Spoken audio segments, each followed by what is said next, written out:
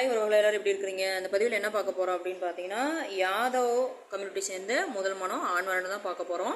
இவர் வந்து எங்கே இருக்காரு அப்படின்னு பார்த்தீங்கன்னா, நம்ம மணப்பாறையில் தான் இருக்காரு. இவர் வந்து டேட்டா பர்த் அப்படின்னு பார்த்தீங்கன்னா 19ஆம் தேதி 1ஆவது மாதம் 1979 பிறந்திருக்காரு. இவர் கூட பிறந்தது மொத்தம் 3 பசங்க தான், பெண் பிள்ளைகள் இல்லை.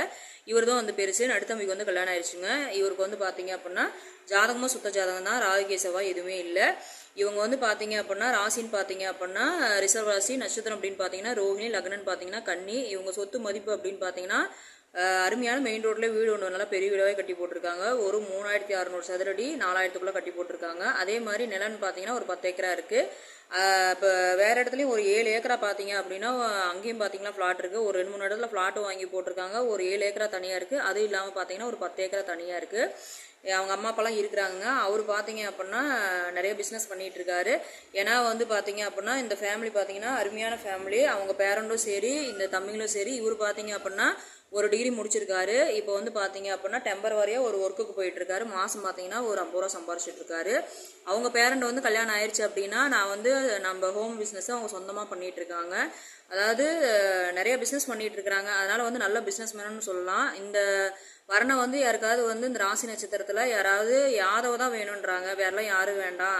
அதே மாதிரி குடும்ப பாங்கான பொண்ணாக இருக்கணும், ஒரு டிகிரி முடிச்சிருக்கணும், அவங்க ஃபேமிலி வந்து அருமையாக இருக்கணும், அந்த மாதிரி தான் எதிர்பார்க்குறாங்க. எங்களுக்கு வந்து நல்லா வசதியாக இல்லைனாலும் பரவாயில்ல, ஓரளவுக்கு ஃபேமிலி அருமையான ஃபேமிலியாக இருந்தால் பரவாயில்ல அப்படிங்கிற மாதிரி எதிர்பார்க்குறாங்க. நம்ம சேனலை ஃபாலோ பண்ணுற அன்புள்ளங்கள் யாராவது இந்த ராசி நட்சத்திரத்தில் யாராவது ஆண் வரன் தேடிட்டு இருந்தீங்க அப்படின்னா தாராளமாக நம்ம சேனலுக்கு கான்டெக்ட் பண்ணி மேல் விவரங்களை தெரிஞ்சுக்கலாம். இவங்க வந்து பார்த்தீங்க அப்படின்னா இன்னும் சொத்து மதிப்பு அப்படிலாம் பார்த்தீங்கன்னா கணக்கிட முடியாதுன்னு தான் சொல்ல முடியும். ஆனால் இவங்க வந்து அந்தளவுக்கு முழு விவரம் சொல்லலை. ஓரளவுக்கு இலைமறை காய்மறியாத நம்ம சேனலை பொறுத்த வரைக்கும் நம்ம போட்டுட்ருக்கோம்.